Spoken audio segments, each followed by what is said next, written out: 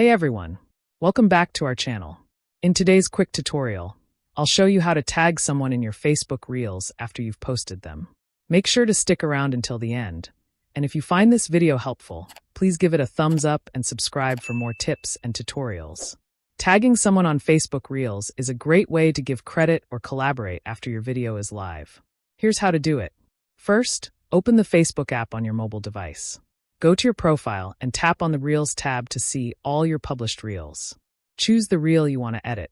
Once it's open, look for the three dots on the right side of the video and tap on them. Select Edit Reel from the menu that appears. Next, click on the caption text box and type @ or tap the mention button.